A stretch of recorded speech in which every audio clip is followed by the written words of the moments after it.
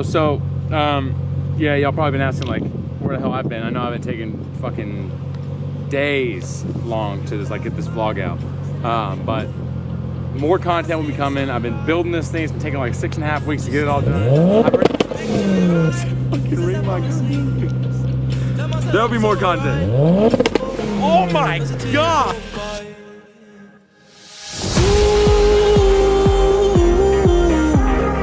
I wish I could feel your face. It's a Jenner! Yeah! Boom! Swap time!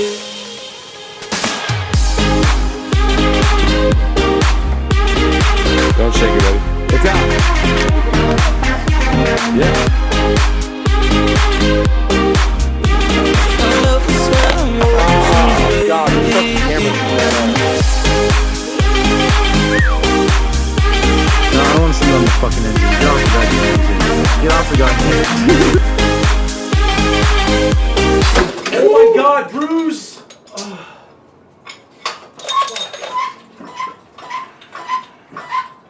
I didn't even spin more. Fuck. Fucking old ass fucking thing. What is he hammering? How do I? That's a problem though when you buy a car that's from the East Coast. Shit's just like rusted on.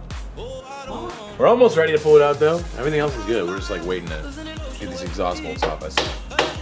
What is it? You have to just fucking use your man strength. Yeah! There it is! Alright!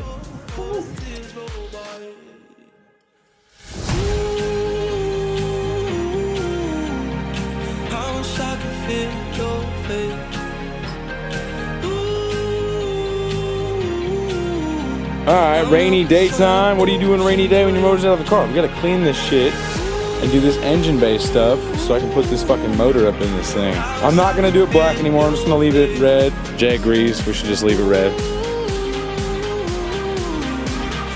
And this stock motor, somebody already hit me up to buy it, so I'm unloading this thing, entire setup, for $1,000. Got some calipers. The paint booth for the rear calipers. Oh, this is good fucking light. Oh, I like it. Oh, hell yeah. So if you guys are into hiring us out to do some engine swap shit, to do stuff with your car, yeah, let us know, dude. I got a garage.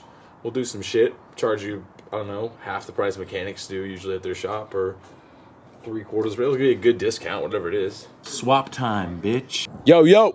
So, car is fucking almost ready. We just pulled the other harness off, putting the new shit on. We had a little delay, but Cruz is getting the fluids right now for the engine, transmission, and coolant. Haha. I gotta bring my wastegate and everything to David's shop again, and then have that welded on. He couldn't get that stuff welded, so I'll bring the wastegate and the turbo over there so he can hopefully weld that on. I'm probably gonna run a screamer pipe for a little bit, just until I can get that thing recirculated like comfortably. Yeah, but for now we'll run the open wastegate. Fuck it. Have it sitting like a dump tube, and then, yeah, looking pretty good. Runners over there, drive shaft's chilling, intake's chilling, and then here we go. Fucking motor in. No, I don't want to see you on the fucking engine. Get off the goddamn engine. Get off the goddamn engine. I never meant to start a war, but all you did was wreck me. Are you ready? No, not. Alright, so we're back after he just broke my shit. What did I do last time? Wasn't that on the tranny? Push in. You should only be seeing this side of the motor if it's out of the car. Because technically you can't see this side of the motor at this angle when it's in the car. Well, that is I'm vlogging, please stop. We pulled it out again. Well, you know, I pulled it out this time. Good old Pruz wanted to drop the motor on my AC condenser. You know, things happen, whatever. But the real problem is that my downpipe didn't fit where it was at, so I had to bang out the firewall a little bit. I had to measure for my, I got my wastegate welded. Oh, let's show you that. David, thank you. Cut the flange off. He flared it out, and then Got it all welded and sexy on there. I want to get the car on the road and running and stuff. So I'm gonna run a vented wastegate for a little bit, and then I'll recirculate it into the downpipe, probably like right there. Now that I got everything fitted up. So David welded that. Thank you, David. Thumbs up, buddy. Appreciate it. But yeah, the motor's out again because I had the transmission when it sits, at least in this IS right now. It may be different for other people. At least I've seen on some forum people just spaced out the training mount on the bottom because this one sits a little higher. I was sitting in the car and looking at the shifter mount. The shifter was a little bit over to the driver's side too much, and I couldn't move it over more. So I knew it was hitting against the wall and it was stuck a little bit, and I don't want that. You want the room there. You don't have bad vibrations. So I'm gonna bang out the passenger side a little bit, put it back in there. Hopefully it fits. If not, then I'll just space it down, but I'm gonna do that anyways. All right, day 5, I think this is. Well, I figured it out. The problem I was having was with the transmission not lining up in the tunnel. And the motor looked like it was a little cockeyed. It looked like it was shifted this way. So I was having a problem with the motor mount. So what I ended up doing was I had my mom's sit up in the car. If you look in here, now, tranny is pretty much dead center of where it needs to be. It's like perfectly lined up. It's just a tiny bit over, but that looks great. So what I had to do was, since it was pushing up against this driver's side, it was just stuck like this. I was like, all right, pull this over so I can watch in the front what's going on and like why it was shifting. So while I was under there and I looked, if she pulled it hard, it hit, and it hit something. I was like, all right, well, what is it hitting if she's pulling it pretty hard? Well, it was just hitting the driver's or the passenger side wall, but if I backed it off enough, I backed up just a little bit, I could get these bolts in there. So what I did was, for right now, I spaced that one. That one's still not yet, but I spaced it. I got it in there on the other side too, and now the transmission sits perfectly for the drive shaft to go straight there. So we are looking great. Looks pretty sweet, even though it's already almost a little banged up. Some of the pulleys on.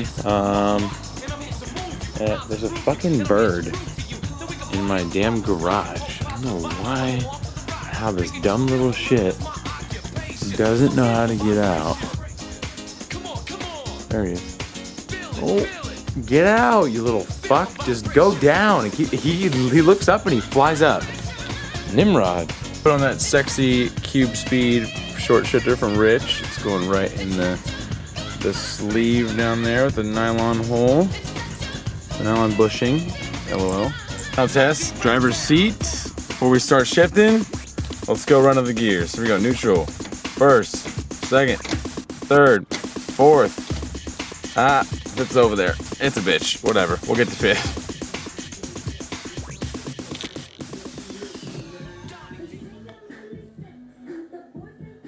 I'm really not sure what to expect right now.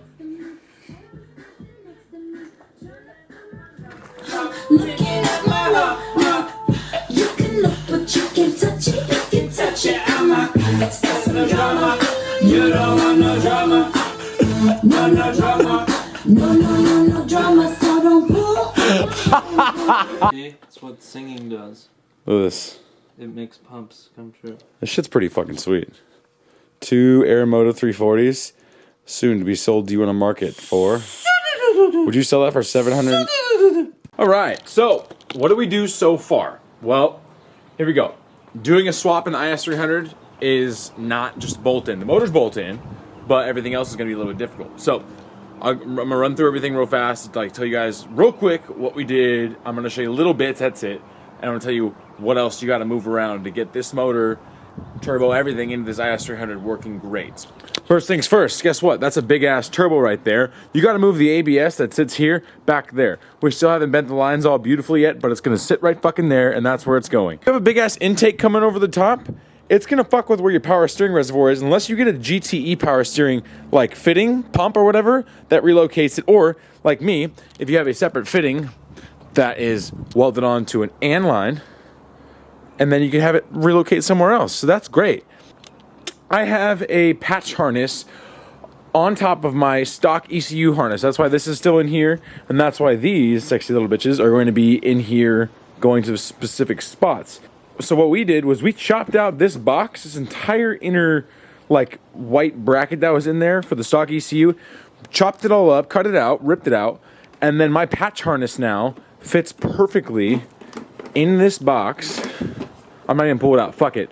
It fits perfectly in this box with the ECU flipped upside down, coming right out. So my patch harness plugs in here, the top goes right on it, and it looks fucking stock. It's just, it'll feed out right there, and that's it. That's perfect. You have to get a different radiator, get something good. Get the Mishimoto, the thing's sexy as fuck. You're gonna have to hit touch-up paint on your firewall and your shock tower because you're gonna nick it all over and fuck it up.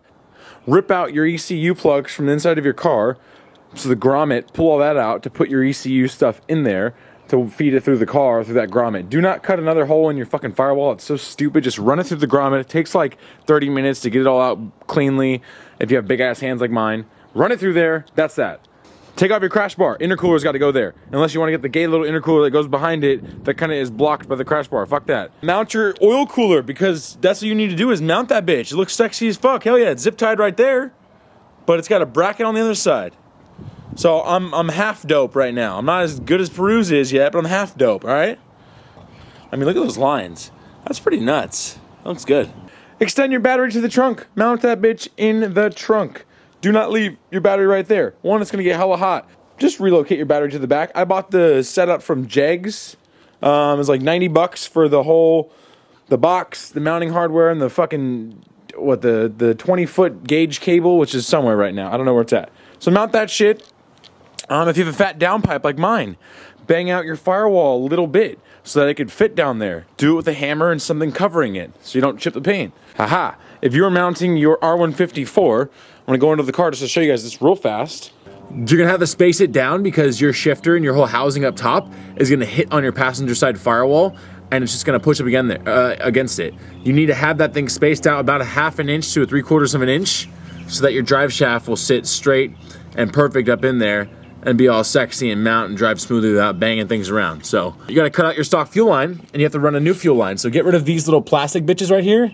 I cut that shit off and well, basically I broke it off because I'm gonna run my Dash 8 fuel feed all the way through that thing. And for the IS, it's pretty easy. You just gotta run it straight, copy them, and it goes back into the passenger or driver's side rear seat, and the hanger's right here. Next thing after that is modding your fuel pump hanger. It used to have that bullshit on there, okay? That little float system. That's not what it needs to have anymore. It needs to have a sexy new system with the 2 Aeromotives or Walbros, whatever you want to go with. I chose Aeromotive because I want them quiet. I don't want a whiny fucking pump. So here we go. Cut the tops. Do your 2 feeds. They're going to Y off. 2 -6s. You can do 2 -8s if you want, however much power you want to run.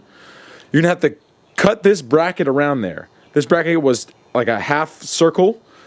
Peruse took the grinder to it and cut it around so everything fits, including the plug you're wiring for the fuel pumps to stage them and turn them on via a relay. So you got a lot of work to do. You got to get the barb fittings there. You have to put like a return line on. You have to buy a $30 E85 compatible in-tank return hose so your shit doesn't deteriorate on you. You got to run all this wiring, which we still haven't done yet. Plug the fuel pumps in, and then it'll look pretty sexy, and I'll show you right here. All right, that's how you do a factory IS300 fuel pump hanger with 2 Aeromoto 340s on there, with the stock float for your fuel gauge still working. What's next? All right, little things. Screw in your map sensor. What's next? Screw in your IAT sensor. What's after that? Right now, I think we're kind of chilling. I got to do the oil filter in a second, put the lower intake runners on, get the intercooler mounted up, and we should be going to start this bitch hopefully this fucking weekend. It is taking 3 weekends in total, 6.5 to 7 days to get this bitch looking where it's at right now. So we got one more fucking day to put through. This bitch is going to be starting this weekend. I'm going to be revving the shit out of it on a base map. I don't give a fuck.